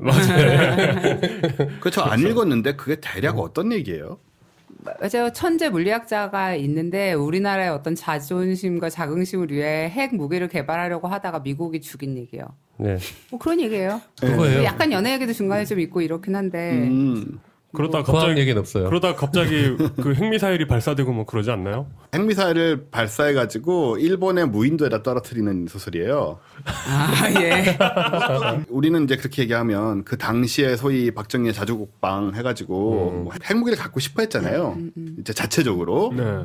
미군이 핵무기를 갖다 놓긴 했었지만 계속 우리가 스스로 핵무기를 개발하는 건 전혀 다른 얘기고. 아, 그때 전술핵이 있었죠, 한반도에. 전술핵 전략핵 다 있었을 거예요, 아마.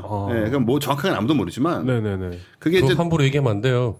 아, 그거 다 아는 사실입니다. 다 전부 다 아는 사실이고. 전략핵은 몰라도 전술핵이 있었다는 건 사실이잖아요, 그냥. 아, 왜냐하면 1992년도인가요? 네. 92년도가 1년도인가에 노태우가 네. 그 당시에 선언을 해요. 우리나라에 지금 이 순간 핵은 하나도 없습니다. 그 말은 그 전까지 했었던 얘기죠. 비핵화 선언을 했죠. 예, 비핵화 선언을 하죠. 네. 그러니까 그게 사실 핵을 지금까지 갖고 있었다는 선언이나 다름없어요. 아직도 기억을 해요, 그 장면을 제가. 그러니까는 그거는 뭐 알려진 사실이었고.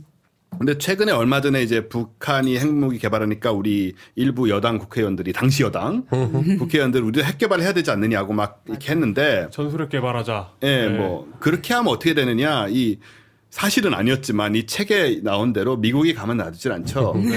교통사고로 죽여. 그러니까 한국 사람들이 되게 오해를 하는 게 뭐냐면 미국은 우리가 혈맹이니까 우리가 핵을 개발하는 거는 북한이 개발하는 건 전혀 다른 문제라서 우리가 핵을 개발하는 건 미국인들이 오히려 정말 동맹으로서 뭐 도움도 주고 뭐 이렇게 용인할 거라고 생각을 하는데 그렇게 생각하는 사람이 있을까요? 많습니다. 많습니다. 거기에 많아요. 그 바닥에 저쪽 바닥. 그리고 저 그 태극기 사람들 들고 실제로 나오시는 한 말인데 뭐. 네, 실제로 그 말을 했고 태극기 들고 나오시는 분들 한국에 핵 개발해야 된다는 분들은 전부 그런 식의 마인드를 갖고 계세요. 그러니까 단적으로 얘기해서 남재준 후보 계셨잖아요. 중간에 사퇴하신. 그분께서도 당장 그 전술핵을 들여오고 그게 어려울 경우엔 자체 개발하겠습니다. 이게 공약이었어요.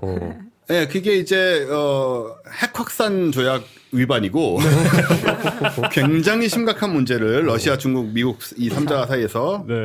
만들어내는 건데 우리가 하면 다 믿어줄 거라는 이상한 선민의식. 나이브한. 이게 국제 관계의 기초가 이해를 기초를 이해 바본 못하고 있는 거죠.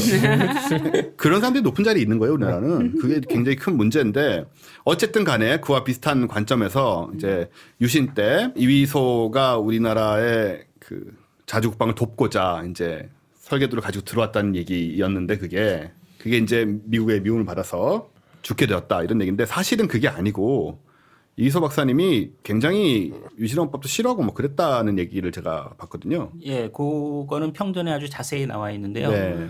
1971년에 당시에 과기부가 아니라 그때는 과학기술처였겠죠 네, 아마. 네. 장관이 아마 정근모 씨였던 모양인데 네, 정근모 씨랑 얘기를 해서 한국의 물리학 발전에 뭔가 기여를 하고 싶다. 그래서 72년에 얘기가 됐군요. 그래서 73년 여름쯤에 한국에서 썸머스쿨을 하기로 이제 얘기를 합니다. 그래서 네. 이제 준비를 하고 있었는데 72년에 10월에 유신이 터진 그렇죠. 거죠. 네, 그때 이휘소 박사가 정근모 씨한테 보낸 편지의 사본이 평전에 실려 있습니다. 이렇게 내가 반대하는 유신 체제에서 내가 한국에 가서 그런 거를 하는 거면은 그 체제에 동조한다는 생각을 줄 수 있으므로 나는 못 가겠다. 네, 그렇게 거절하는 편지를 보냅니다. 한국에 오시지 않은 건가요? 그래서 그때는 안 왔습니다. 그때는 안 왔고 나중에 이제 74년인가 귀국을 좀 하게 네. 되시죠? 그때 IBRD 차관 심사위원으로 온 거예요. 공식적인 임무를 띄고 온 겁니다. 네. 개인적으로. 그러니까 개인적으로는 한 번도 안 왔다는 얘기입니다. 출장으로 한번. 출장으로. 거기에 대해서도 또 얘기가 있는데 구소련에 이제 카피차라는 나중에 노벨상 받은 물리학자가 있는데요. 네. 뭐 이 사람은 능력도 뛰어났을 뿐 아니라 여러 방면으로 다른 사람들을 이렇게 연결하고 뭐 그렇게 굉장히 활발한 활동을 하는 물리학자였던 모양이에요. 네. 그래서 영국에서도 자기의 그룹을 만들어 가지고 할 정도로 그러니까 유럽과 소련을 왔다 갔다 했는데 어느 날 소련에 들어갔다가 못 나오는 신세가 됩니다. 아이고. 뭐 스파이라든가 이런 식으로 지금. 아니요, 건가요? 그게 아니라 이제는 왔다 갔다 하지 마라. 여기서만 해라. 와 무섭다. 예, 억류가 된 겁니다. 그래서 아. 카피차는 뭐 그 후에는 그냥 소련에 남아 있으면서 연구에서 노벨상도 받고 하게는 되지만 물론 그러니까 어마어마한 대우를 받으면서 있었겠지만 이휘소 박사도 비슷한 느낌을 받을 수 있었겠네요. 예, 네. 그랬을 거라고 평전에서 얘기를 하고 한국에 들어갔을 때는 어떻게 될지 모른다라는 두려움을 가지고 있었을 거예요. 당시 한국으로서는 충분히 할 수 있는 예, 일이죠. 충분히 할 수 있는 그러니까 거죠. 그 당시에 이제 민주주의 국가의 시민들 입장에서는 한국이나 소련이나 그렇게 뭐 큰 차이가. 크게 그러니까 도와주기는 그냥 오히려 싫어한. 그래서 들어오셔가지고 한 달 내내 미국 대사관에만 계셨대요. 진짜요? 예, 그럼 대사관에서. 위협을 CIA로부터 위협을 느낀 게 아니고 한국 유신 정부로부터 정권으로부터. 위협을 느꼈던 거잖아요. 네, 그게 그런 거죠. 지금 보면은 상식적으로 더 맞는 말 맞아. 같은데. 그러게요. 제 친구가 얼마 전에 한 13년 만에 한국에 들어왔어요. 네. 미국에 살고 있는데 그동안 왜 안 들어왔냐니까 그 두 정권 내에서 한국에 오기가 싫어서 네. 단순히 그 이유로 진짜 아유 이해하죠. 네. 우리 다 나가고 싶었잖아요. 네. 와봐야 괜히 우울할 것 같고 분위기가. 그런데 이제 네. 한국도 정권이 바뀌고 미국도 정권이 바뀌어가지고 이제는 오고 싶지 않아요. 네, 그래서 그 아들을 데려왔는데 아들한테 우리가 여기는 트럼프 없다고 막 그래서 이제 72년도에는 그래서 안 들어오시고 그럼에도 불구하고 이제 그 여름 학교에 대한 생각을 계속 있으셨나 봐요. 근데 어쨌든 이제 돌아가셨기 때문에 결국은 이제 이루지 못하게 됐다고 합니다. 그 다음에 이제 훈장을 받으셨잖아요. 네. 그 훈장 때문에 더더욱이나 그 핵무기 개발 얘기가 나오는데 그 훈장이 사후에 몇 달 있다가 주어졌는데 여기 황수창 스님 말씀으로는 이제 이런 학자가 있었다는 거를 남기기 위해서 남은 과학자들이 재미과학자들이 이렇게 얘기를 해서 받았다고 합니다. 원래는 유족들이 거부했대요. 근데 사실 국민이 아닌 사람한테 훈장을 줘도 되나? 그건 상관없나요? 상관없죠. 예, 외국인한테도 뭐 레종 돈을 그러니까. 늘 주고 그러네요. 그러죠. 전혀 상관없는데 유족들이 유신 정권에 대해서 비판적이었던 이휘소 박사님의 그 유지를 받들어서 안 받으려고 했다고 해요. 근데 이제 어머니를 설득을 해가지고 예. 예, 그래서 받았다고. 그러니까 본인은 안 받겠고 부인이 네. 본인은 안 받는데 어머니한테 주는 걸 반대하지는 않겠다. 아하. 그랬다는 얘기가 있습니다. 이 강주상 교수님이 이제 아까 말씀드린 대로 거의 제자가 아니고 진짜 제자신데요. 이휘서 박사님이 이 책에 따르면 미국에 계시면서도 한국에 관심이 굉장히 많았다고 높았다고 얘기를 계속 하시는 것 같더라고요. 예, 아까 나온 그 살람이 친한 이제 과학자 중에 한 사람인데 살람은 파키스탄 사람입니다. 아하. 파키스탄에서 대학을 나오고 케임브리지로 유학을 해갖고 이제 활동은 주로 영국에서 했는데 나중에 이제 노벨상 타고 거물이 된 뒤에 살람이 이 제3세계 과학자들을 위한 일들을 많이 합니다. 네. 그 대표적인 것이 지금 이탈리아 트리에스테시에 국제 이론 물리학 센터가 있습니다. 네네. ICTP라는 약자로. 네. 이게 이제 살람이 주도가 돼서 세운 겁니다. 꽤 유명한 데죠. 예, 거기는 주로 하는 일이 굉장히 큰 연구소인데 주로 하는 일이 제3세계 과학자들 지원하는 아하. 일입니다. 그래서 불러다가 여름 학교 같은 걸 지원해가지고 불러드리고 뭐 그런 일들을 주로 합니다. 제가 외국에 처음 나간 것도 거기 지원을 받아서 거기를 간 게 제가 92년에 처음으로 외국에 나간 일입니다. 그러시군요. 근데 우리나라는 아마 그 지원에서 요즘은 빠져 있을 거예요. 이제 개발도상국이 아니라 그런가요? OECD니까. 너희한테까지는 이제 줄 수 없다. 뭐 그럴 거예요. 우리나라에서는 방금 얘기하신 그런 류의 좀 옛날 여름학교나 그런 식의 활동들이 있나요? 국내에서? 지금은 뭐 당연히 모두 여러 분야에서 굉장히 많이 있겠죠. 그래야겠죠. 예. 제가 대학원생이었던 80년대 말 90년대만 해도 그런 게 저희 분야에서 그런 게 하나 둘밖에 없어서 그런 걸 하면은 모든 사람들이 다 모였는데 네. 지금은 사실 굉장히 많기 때문에 오히려 누가 오는지 사실 잘 모릅니다. 천문학에서도 거의 분야별로 해요. 여름 학교는 요즘은. 그렇죠. 네. 그래서 이제 우리가 그 정도로 또 발전을 했다는 얘기인데 어쨌든 외국에 계시면서도 예, 그 살람의 영향을 받아서 저런 식으로 이제 나도 뭔가 이렇게 도움을 줬으면 좋겠다 하는 생각을 마지막에 좀 하시다가 70년대에는 좀 많이 하신 모양입니다. 그래서 IBRD 차관 뭐 이런 거 지원할 때 그 네. 심사 온 것도 아마 그런 그때 이제 서울대 발전 방안이라든지 이런 거에 대해서 조언을 남긴 뭐 그런 것도 있고. 네. 그래서 한국의 뭐 과학도 그렇지만 사회 경제 이런 데도 관심이 굉장히 많으셔가지고 유신에도 비판적인 발언도 하시고 이랬다고 하는데 이제 이분이 핵무기하고 관련이 없다. 특히 국내 핵개발과는 전혀 무관하다라는 게 이 책에 나온 이휘소 박사님의 발언을 통해서 확인할 수가 있잖아요. 일단 뭐 아까 편지 얘기가 그렇고요. 네네. 그다음에 이제 사후에 유족이 책이 너무 히트를 해가지고 그거에 대해서 소송을 걸었습니다. 네. 사실이 아니다. 그래서 이제 뭐 당연히 승소를 했는데, 그러니까 소송 자체는 명예훼손 소송을 한 거죠. 이런 사실과 다른 거를 해가지고 명예훼손했다고. 근데 이제 사실관계는 확인을 받았는데 그걸 해가지고 뭐 존경심도 높아질 만한 일이고 그러니까 뭐 명예훼손이라고는 할 수 없지 않느냐 해가지고 소송 자체에선 패소를 했다고 해요. 그러니까 국내 법원이 그런 식으로 사고를 냈군요. 아니 뭐 핵무기 개발하는 훌륭한 애국자인데 뭐 무슨 이게 명예가 훼손됐다고. 핵무기 개발 안 한 건 맞는데 네, 소설에서 훌륭한 사람으로도 했으니까 명예훼손은 아니지 않느냐라고 판결을 했다고 해요. 그러니까 명예훼손 소송에 두 가지 쟁점이 있죠. 실제로 명예를 훼손했느냐, 그리고 이게 허위 사실을 통해서 이게 가중처벌 받느냐인데 허위 사실이나 명예훼손은 아니다라는. 허위 사실이지만 명예훼손은 아니다. 네. 그래서 이 평전이 새로 나오면서 앞에 강주상 선생님의 미망인께서 짧은 글을 덧붙이셨는데 거기 네. 보니까 그 소송 이후로 이 유족이 한국인들에 대해서 아주 굉장히 좋지 못한 감정을 갖게 되고 더구나 이 강주상 선생님한테도 그런 감정을 가지게 돼가지고 아이고. 연락이 두절이 됐다고 합니다. 네. 소송 이후로. 이 선생님의 사모님은 어느 나라 분이세요? 이소 말레이시아계 중국인이라고 예, 합니다. 신만청이란 분인데요. 한자로 읽으면 그렇게 되겠죠. 유신에 협조를 했다라고 알려지는 게 명예가 훼손인 건데. 그러니까 네. 그걸 인정을 안 해주니까. 그 시대가 그런 시대였던 거죠. 뭐. 그 이 소송이란 거는 아주 옛날은 아니잖아요, 그죠? 예, 아주 옛날 아닙니다. 90년대든가 뭐 80년대든가 뭐 이럴 때것 같은데. 2000년 책이 한참 히트칠 때 그때였을 거예요. 네. 아주 대표적으로 하신 얘기가 있죠. 핵무기는 언젠가 반드시 없어져야 하며 이 평전에 나와 있는 얘기인데요. 특히 독재가 행해지고 있는 개발도상국에서의 핵무기 개발은 결코 허용해서는 안 된다. 단호하다. 이렇게 말을 하셨는데 그런 다음에 다리뼈에다가 숨겨와가지고 그런 이중적인 삶을 사시다니 있을 수 없는 일이죠. 핵 관련돼서 말 나온 김에 소련을 통해서 핵무기 기술이 많이 유출이 됐잖아요. 그래서 보통 그렇게 얘기를 하는데 네.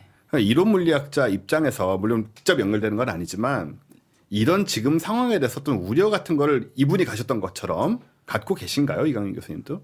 사실 뭐 과학자들은 대부분 자 원자력 발전에 대해서라면 또 모르겠는데 네. 핵무기에 대해서라면 대부분 굉장히 강하게 반대하는 생각들을 다들 가지고 있을 겁니다. 그러시겠죠.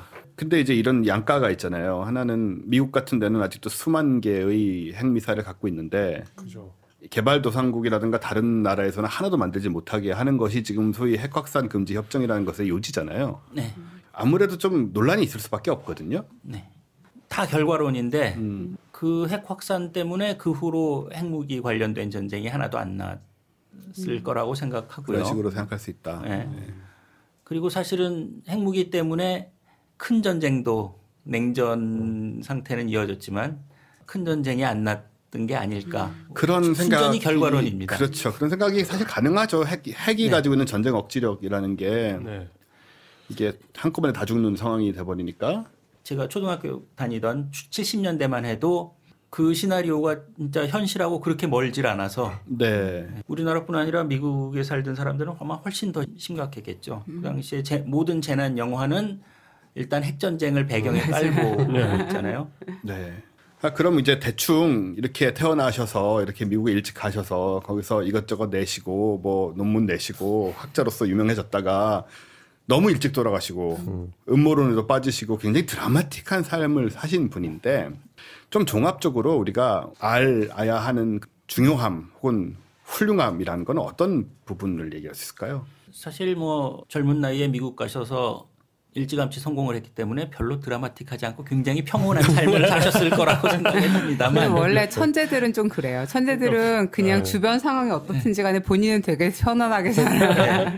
이게 상대적인 게 우리 일반 사람들 저 시대에 살던 일반 사람들한테는 동시대에 태어난 다른 사람에 비해서 훨씬 평온한 삶을 사셨을 거라고 원래 생각합니다만. 이런 분들 있잖아요. 이런 분들은 그냥 천재가 아니고 말 그대로 어마어마한 천재들이거든요. 별로 어려운 게 없는 거예요. 그냥 삶. 그러니까 제가 말씀드린 게 뭐냐면 우리나라 사람들 저 시대에 살던 사람들은 우리나라에서 치고받고 하고 사는 그게 일상적인 거고 저게 드라마인 거예요. 그렇잖아요. 저렇게 사는 사람이 없으니까. 그렇게 따지면. 네, 너무나 희소한 삶이고 그러니까 그러니까 아침 드라마에 나오는 재벌집 같은. 그러니까 너무 동떨어진 우리하고는 그런 삶을 뭐 살았다는 의미에서 이제 그렇게 얘기를 드린 건데 맞습니다. 드라마 같은 하셨는데 근데 이건 제가 이 이휘소 평전뿐 아니라 늘 그런 전기 같은 걸 보면서 나이를 먹고 보니까는 위인전이라는 게 대체 뭘까? 그러니까 이휘소 박사 같은 분은 이제 당연히 굉장히 원래 똑똑한 사람이라서 네. 일찌감치부터 성공하시고 업적을 내시고 인정을 받고 그래서 성공적인 업적을 많이 내셨던 거거든요. 자, 이거를 보통 사람이 봐서 딱히 그렇죠. 즐겁게 말씀하신 대로 하나의 드라마로 즐겁게 볼 수는 있을지 모르겠는데 뭘 딱히 본받을 게 있을까? 일단 우리는 저 정도로 똑똑하지도 않고 없어요. 네, 그런 생각을 얼마 전부터 했는데요. 우리가 드라마 플래시를 보면서 뭘 본받을 수 있을까? 노력하면 빨리 달릴 수 있는 것도 아니고 그렇게. 자, 그런데도 불구하고 이 평전을 읽어보시면은 한 가지, 그러니까 우리도 모두 생각해야 될 면이 한 가지 있긴 있더라고요. 네. 이 보면은 이소 박사님이 미국에서 공부하실 때 얼마나 몰두해서 그걸 하는가 하는 장면이 나옵니다. 네. 그 당시에 다른 사람들한테 어떻게 보였을지 모르겠지만 일단 어느 단계부터는 한국 사람들하고의 교류 자체를 끊습니다. 이제 신진학자로 나오던 그런 시절입니다. 완전히 인정을 받기는 전인 거죠. 원래 이제 학자로서 그때가 제일 힘들기도 하고 가장 생산성도 높고 뭐 그럴 때긴 한데요. 그때 여기 소개된 일화, 저는 김정욱 선생님한테도 직접 들었습니다. 네. 김정욱 선생님이 같은 학교에 있었어요. 이소 박사님이 조교수로 있고 김정욱 선생님이 그때 이제 연구원으로 포스닥으로 있고 아마 네. 그랬을 겁니다. 그래서 좀 가까웠는데 그때 이제 한국에서 친구가 왔었대요. 그 중학교 동창인가 뭐 그런 분이 와가지고 찾아갔더니 문을 열어주는데 문을 열고는 하이 하고 이제 영어로 인사를 하고는 아무 말도 더 안 하고 들어오란 말도 안 하고 끝이어서 이 사람은 이제 지금 무슨 상황인지 잘 이해를 못하고 그래서 김정수 선생님이 얼른 데리고 와가지고 요즘 사람들 잘 안 만난다 뭐 이렇게 달래서 보냈는데 네. 물론 별로 안 그분은 친한 이제 친구 아니에요? 그분은 막 욕하면서 갔죠. 네. 뭐 그럴 정도로 이제 한국인하고의 교류도 거의 하지 않고 또 이제 어머니가 미국에 오셨을 때의 일화가 있는데 네. 어머니가 이제 그 아버지는 일찌감치 돌아가셨어요. 일찌감치 돌아가셨고 이제 큰 아들입니다. 그래서 이 어머니는 앞으로는 큰 아들과 같이 살아야 되지 않을까 뭐 이런 생각까지도 겸해서 아무튼 미국에 온 건데 미국에 온 날 공항에서 데려와서는 다음 날부터는 다시 출근을 합니다. 그러니까 한국말 못하는 중국계 며느리와 어머니는 이제 둘이서 멀뚱멀뚱. 네, 그런데 고부 이제 갈등이 없겠네요. 아예 뭐 있을 수가 없네. 그런데 이제 또 저녁 때 집에 퇴근해서 와서는 어머니랑 같이 뭘 하는 게 아니라 또 공부만 연구해야죠, 합니다. 그리고는 벽을 보면서 뭐 생각을 하고 있고 뭐 말 한마디를 제대로 나눌 시간이 없는 거예요. 그래서 안 되겠구나 하고 이제 돌아가셨다고 그래요. 그걸 본밥 잡는 건가요? 저런 자세. 좋은데요. 예, 그러니까 아무리 똑똑하고 천재로 났어도 어느 분야에서 어느 정도 이상을 이뤘다는 거는 네. 그런 정도로 자신을 버리고 몰두하는 게 다 있는 겁니다. 네. 뭐 이소 박사뿐 아니라 어느 경제 이상에 이른 학자들의 그 일화를 보면은 다 그런 부분이 있어요. 근데 약간 이런 것도 있어요. 평범한 사람의 입장에서는 그 세상 모든 일 그냥 약간 무시하고 하고 싶은 거 하고 싶은데 천재가 아니기 때문에 사람들이 정말 인정을 안 해줘요. 야, 이거 뭐 한다고 막 이런 우리가 식으로 그렇게 하다간 나오고. 그냥 쓰레기죠. 아니 모르죠 그거는 안 해봤을 땐 모릅니다. 아, 그렇죠. 그렇게 해서 뭐가 나올지 모르기 때문에 맞아요. 사실 본인은 약간 알지 않나요? 저는 안 나올 거라는 걸 좀 알긴 아는데. 글쎄 학문 분야면은 이제 누구든지 그때부터 다 아니까 그런데 네. 뭐 다른 분야에서는 그렇지 않을 수도 있죠. 예를 들어서 뉴턴 같은 사람도 보면은 훨씬 더 심한 예, 연구하고 있는데 하인이 식사를 가져와서 옆에다 놨는데 한참 있다 와 보니까 식사엔 손도 안 대고 네. 있고 연구하다 조금 있다 와 보니까 역시 식사는 손도 안 대고 쓰러져서 자고 있어서 할 수 없이 하인이 업어다가 눕히고 아하. 뭐 이런 수준의 일화가 있습니다. 네. 그래서 뭔가 어느 이상의 경지에 도달하려면은 그런 식으로 몰두하는 것이 정말로 중요한 게 아닌가 네. 하는 거를 잘 보여준 뭐 담배도 엄청 많이 피셨다고 하고요. 또 선배는 그걸 배우셨군요. 지독한 골초라고. 파이프 담배 들고 있는 사진이 항상 있어요. 네. 담배를 피우신 건지는 확인을 하지는 그 당시에는 아마 거의 다 네, 그렇죠. 네. 누구나 담배 피웠죠. 네, 어디서나. 누구나 네. 비행기에서 담배 피우고 그런 네. 시절이니까. 네. 네. 그 무슨 아폴로 13호 이런 영화 보면 그 이렇게 맞아, 나사 사령실에서. 우주선 네. 사령실에서 다들 이렇게 연기 풀풀 나고 있고. 우리 왜 옛날에 저 호랑이 담배 피던 시절이란 말이 좀 지나면 비행기에서 담배 피던 시절이라는 걸 삼키겠다. 근데 이 얘기는 뭐예요? 이게 여기로 나오는데 제가 또 속옷이 썩는다라는. 네, 앉아서 너무 열심히 일해서. 그런 일어나지 그죠. 않고 네. 연구만 하니까. 그래서 속옷이 썩어요. 네. 어느 정도 엉덩이가 무거우면 이런 일이 일어납니까? 이것도 우리가 또 배워야 되는 부분인가요? 어떻게? 일단은 속옷이 합성섬이면 안 됩니다. 합성섬유는 안 썩으니까 네. 순면으로. 네네. 좋은 속옷을 입어야 된다는. 참 이런 일화는 정말 담고 싶지 않을 뿐더러 사실 듣고 싶지도 않아요. 이렇게 떠오르는 상이 있잖아요, 우리가. 네, 네. 네, 네. 그런 과정이 사실은 공부하신 분들은 한두 분은 다 경험을 하시고요. 속옷이 썩는 게. 아니고 그 정도까지는 아니지만 몰입해서 맞아. 정말 뭔가를 해야 될 때 아마 이관 교수님도 하기 너무 쓰실 때쯤에 그런 경험을 하시지 않았을까.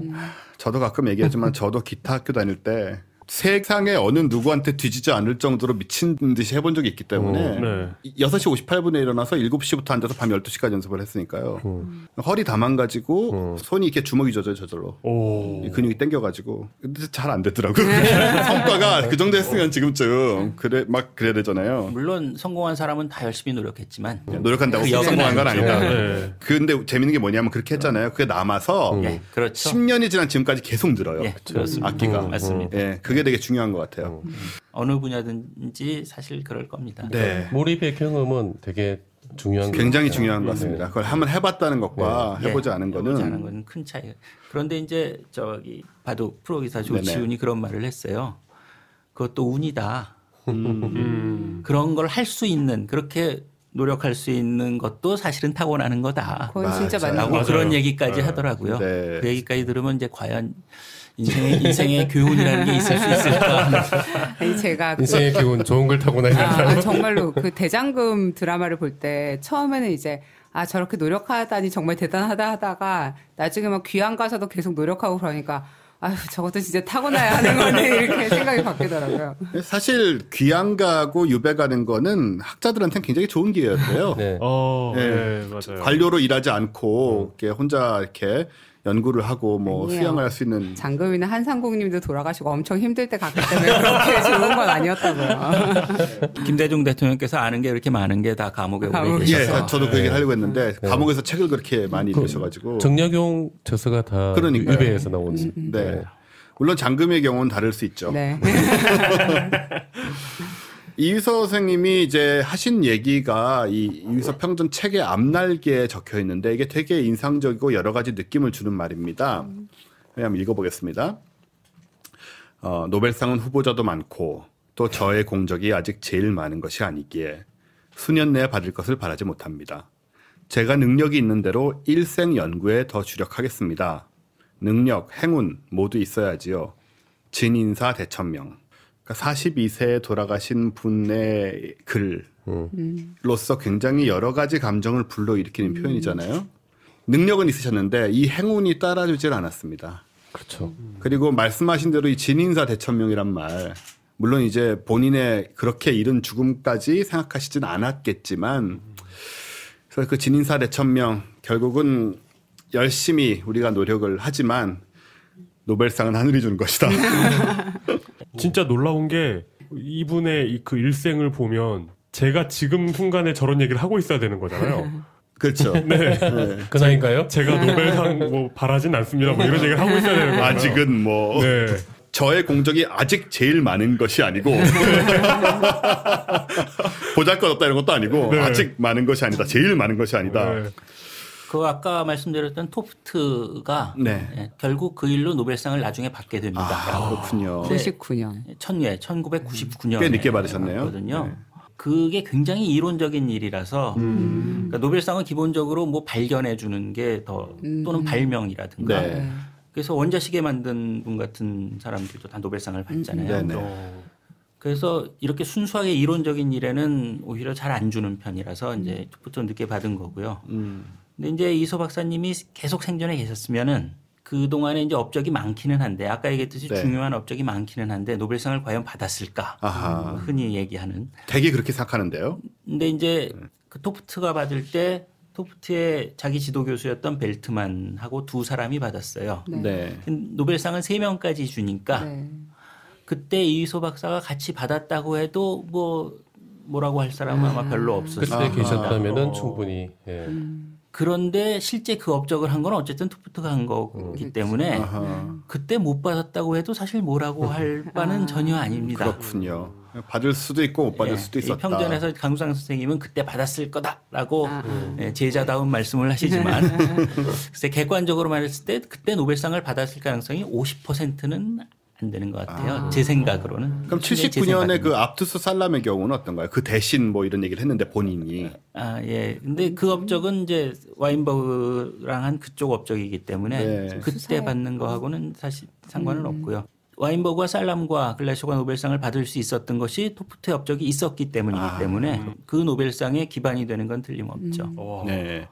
그래서 아마 받았을 수도 있지만 뭐 100% 받을 사람인데 그거까지는 잘 모르겠다. 예, 그렇게까지는 얘기하기 그러니까 그때까지 받았어도 협조로는 이상할 게 없는 정도. 예. 뚜렷하게 뭐 하나라기보다는 좀 전반적인 거라서 근데 사실 그렇게 받는 경우도 있긴 있어요. 네. 뭐 약간 그렇게 받는 예, 경우도 있습니다. 공로상처럼. 뭐 양자역학의 공로한 업적으로 준다 이런 식으로 주는 경우도 있거든요. 2008년에 일본 출신의 남부 요이치로 선생님이 네네. 받으셨는데 이분도 좀 비슷합니다. 이분도 모든 사람으로부터 존경받는 이건 남부한테 물어봐야겠다 뭐 다 이런 식 분위기에 그다음에 중요한 업적이 많아요. 근데 이걸로 노벨상은 반드시 줘야겠다 하는 업적은 사실 꼭 없습니다. 그러니까 네. 삼루타를 여러 개 친 거에 해당하죠. 근데 결국 2008년에 받으시더라고요. 그 중에 하나를 가지고 이제 예, 뭐 그런 식으로 그러니까 이휘소 박사가 받을 수도 있다고 생각을 합니다. 네. 근데 이제 또 이 책에도 나오는 사람인데 시드니 콜먼이란 하버드 물리학과 교수였던 분이 있어요. 네. 하버드 대학 같은 데서는 거기 테니어 트랙에 들어온 사람을 교수를 안 시키는데 아하. 콜만이 아마 유일하게 그렇게 된 사람이라고 그러든가 뭐 그럴 정도로 아무튼 뭐 물리학자 중에서 똑똑하다고 소문난 분인데 이분은 결국 못 받았습니다. 그럴 만한 업적이 없는 거예요. 이분도 그러니까 2, 3루타는 여러 개 있는데 네. 그러니까 그럴 수도 있습니다. 네, 그러니까 그거는 진짜 운인 건데, 근데 저는 오히려 이제 생각하는 게 계속 하셨으면은 뭔가 나왔을 원체 젊은 나이에 워낙 들어가셨으니까. 젊은 나이니까. 물론 이제 중요한 업적은 다 이런 어릴 우리는 때. 20대 대개의 경우는 되게 많이 나오긴 하지만, 예, 그래도 계속 많이 쌓았을 테니까. 저는 좀 비슷한 느낌으로 뭐 오펜하이머 같은 사람이 떠오르거든요. 굉장히 중심에 있었던 프로젝트들에 굉장히 유명한 사람이고 허브 역할도 한 사람인데 네. 정작 본인은 노벨상을 못 받은 경우잖아요. 이 경우도. 네. 그죠. 결정적으로 오펜하이머가 물리학에 끼친 제일 중요한 업적 중에 하나가 블랙홀 솔루션을 이제 처음 이제 찾은 셈인 건데 네. 그 논문이 나온 날 2차 대전이 일어났나 그랬어요. 그리고 그러면서 이제 오펜하이머의 인생도 그쪽으로 바뀌어버렸잖아요. 그래서 어느 책에선가 봤는데 2차 대전이 안 일어났으면은 그쪽으로 오펜하이머가 더 업적을 내서 그쪽으로 노벨상을 받았을 수도 있다. 네. 킵손이 한 말인지 누가 한 말인지 모르겠습니다. 근데 이제는 이분이 물리학자인지 아니면 그냥 핵무기 기술자인지 헷갈리는 이런. 그렇죠. 정체성이 어떻게 보면은 이휘소의 모습으로 우리가 일부 사람들이 바랬던 김진명 작가라든가 그런 역할을 이분은 이제 미국을 위해서 하신 뭐 그런 경우라고 할 수 있을 텐데 아무튼 이휘소 박사님은 결론적으로 또 한번 정리를 하자면 핵무기와 관련이 없다. 그리고 죽음에도 한 점 의혹이 없다. 예, CIA 관련되지 않았다. 네. 실제로 사망했을 때 그 연구소에서 사람을 보내가지고 좀 조사를 연구소에서 자체적으로 했다고 합니다. 그때 보낸 사람이 윌리엄 바든이라고 이휘소 박사 바로 밑에 있었던 당시 오른팔 같은 사람인데 이 사람이 누구냐면은 노벨 물리학상을 2번 탄 존 바딘이라는 물리학자가 있어요. 초전도를 해명하기도 하고 반도체를 개발한 그 아들입니다.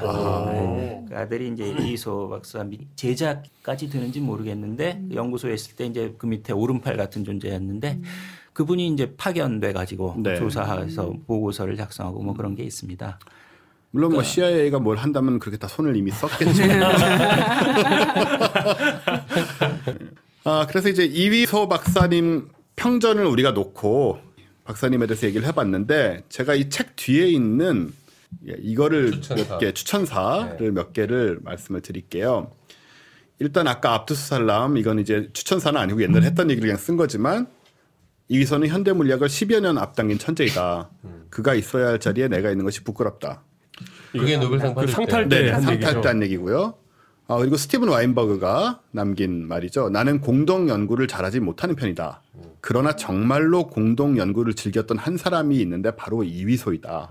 그러니까 이위소 씨가 친화력도 좋았던 모양이에요. 그다음에 뭐 당시 한국 사람 특유의 어떤 뭐 끈끈한 정? 뭐 그런 게 있었을 수도 있고요. 그런데 왜 자신의 어머니에게는 이렇게 예. 매정하게 공동 연구를 안 했잖아요. 그러니까. 그리고 김선기 서울대학교 교수님이 이제 이런 지적을 하셨어요. 잘못 씌어진 소설 때문에 만들어진 이위소 박사에 대한 온갖 소문과 억측들. 이 책은 그 잘못된 인식을 안타까워하며 바로잡기 위해 노력한 한 제자의 결과물이다. 강주상 박사님 말씀하시는 거죠. 명강의로 소문난 저자답게 무미건조할 수도 있는 한 물리학자의 삶과 업적을 쉽고 감동적으로 풀어냈다. 이 얘기는 책이 재밌다는 얘기입니다. 그리고 저희도 개인적으로 좀 아는 이권우 도서평론가 선생님이시죠.